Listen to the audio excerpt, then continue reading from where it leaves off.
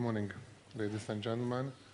As you might remember, my name is Istvan Gyarmati. I'm coming from the same country as Minister Martonyi, in a different position. I have been a diplomat all my life, but now I work for a non-governmental organization that the minister was kind enough to mention, which is dealing with transition. In this capacity, I'd like to say a few words, especially, of course, of technical nature, because the moderator is mostly limited to moderate the panel.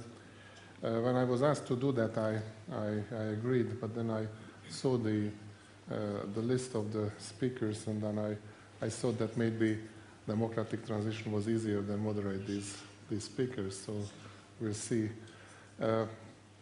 I was given very strict instructions, so don't blame me for being strict. I was given strict instructions by the Iron Lady of the Bulgarian Ministry of Defense, so it couldn't occur to me even to question these instructions.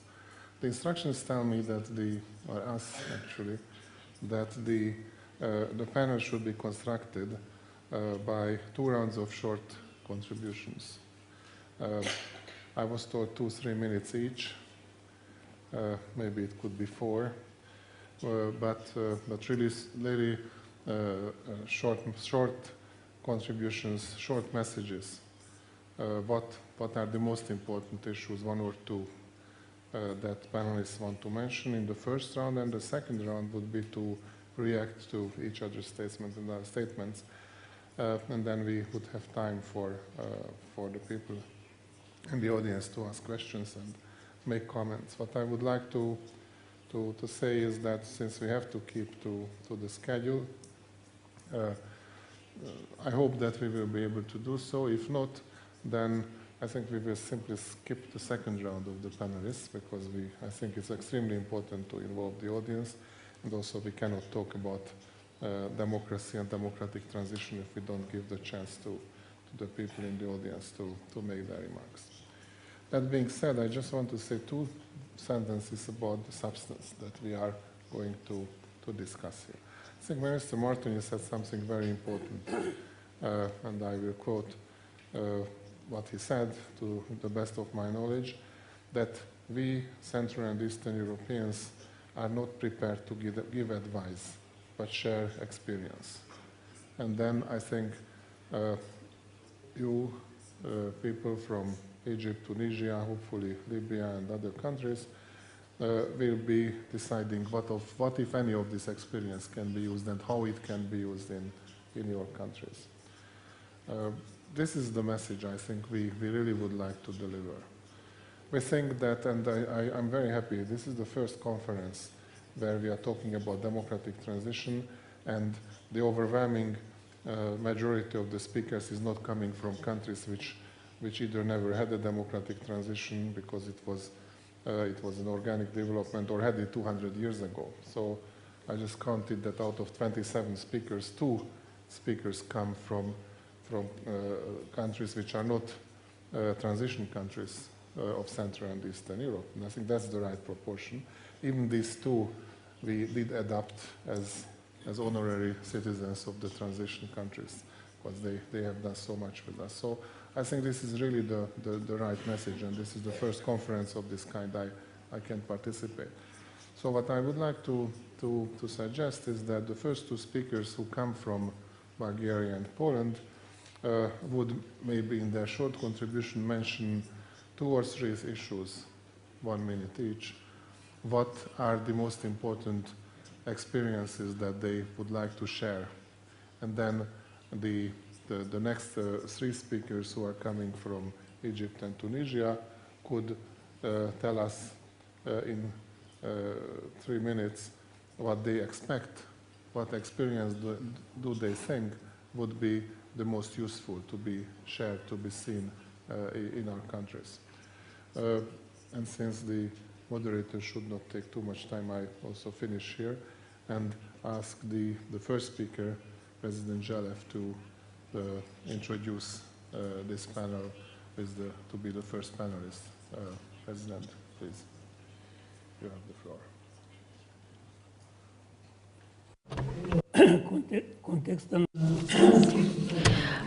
In the light of everything that has already been mentioned so far, I believe that our friends from the Arab world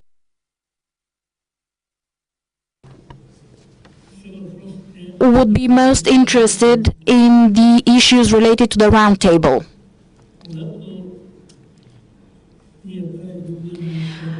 When we had our peaceful transition, it had a very important political component at the very beginning. The most important thing proved to be the round table. However, the round table was not the only one which mattered. It was supported by the citizens who have gone out to the streets, to the squares, and demanded immediate change of the system. The Velvet Revolution, actually, that our countries experienced, first Poland, then Czechoslovakia, Hungary, then Bulgaria. The Velvet Revolution had two main instruments, two main tools to conduct changes.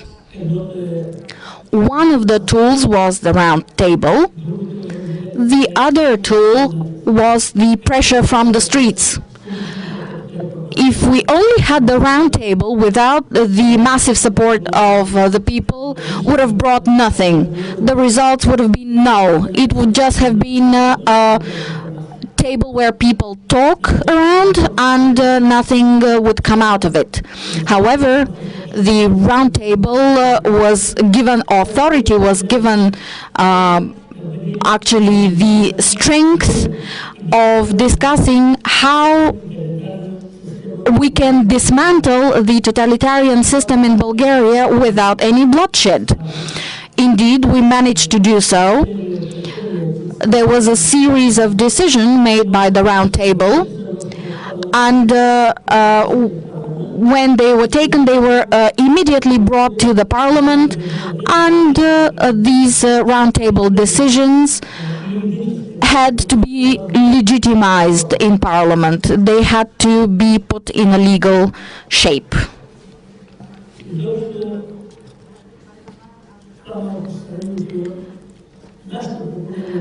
Actually, to make a small digression, our generation of politicians like Valenza, Havel, and all the rest, I will not list the names, maybe we are the happiest generation of politicians in history, because this was the first time when we were able to carry out velvet revolutions without any physical violence, without weapons, without bloodshed. And we were successful in doing so. Of course, things were a bit rough. They weren't as smooth as we would have liked them to be. Several times we demolished the round table because even if we wanted to have the round table at the very beginning, we were quite angry because the Communist Party was reluctant to dismantle their local representatives, for example, in factories, in manufacturing sites, and so on and so forth, around the entire country. That's why the citizens in the major cities have gone out into the streets, and they conveyed their message against the communists.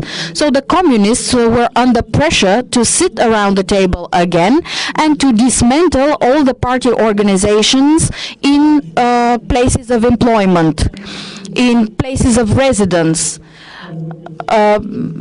It was absolutely inappropriate to have party representatives in the manufacturing factories, in the schools, and other education facilities.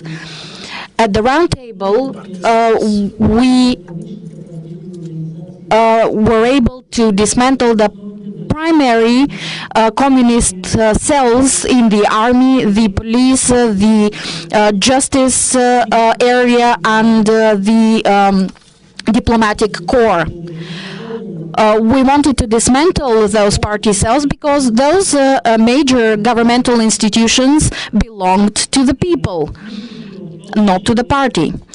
That's why I believe that our friends who are now experiencing a very difficult times, and they're at the very beginning of their political changes, I hope that they will carry on with those changes and they will go in depth. I hope that they will find this experience quite beneficial and important.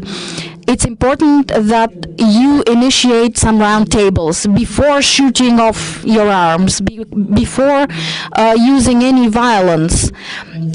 You should initiate roundtables at which the people in power and the opposition forces will sit and will discuss how the system can be dismantled without arms and without blood. Much. Next speaker is Alexander Smolar, and I need to say one sentence whenever I introduce somebody from Poland. I think I need to mention that there is no people in Europe or outside Europe whose friendship to Hungary and the Hungarian friendship to Poland would be stronger than ours. It survived several hundreds of years, wars, crises, communism, fascism. In World War II, we were on opposite sides, but we still never fought against each other. So I think it was natural that these were the two countries who started it. And Alexander is also the personification of this friendship, not only because he has so many good friends in Hungary, but also because the foundation he is the president of is the symbol of Hungarian-Polish friendship going back hundreds of years, the Istvan Bátori Foundation, which not only carries the name, we actually don't know if Istvan Bátori was Hungarian or Polish, but it doesn't matter. So it not only carries the name, but does also very useful work exactly in this area. So I'm sorry, when I speak about Polish friends, I need to say that. Alexander, you have the floor. Thank you.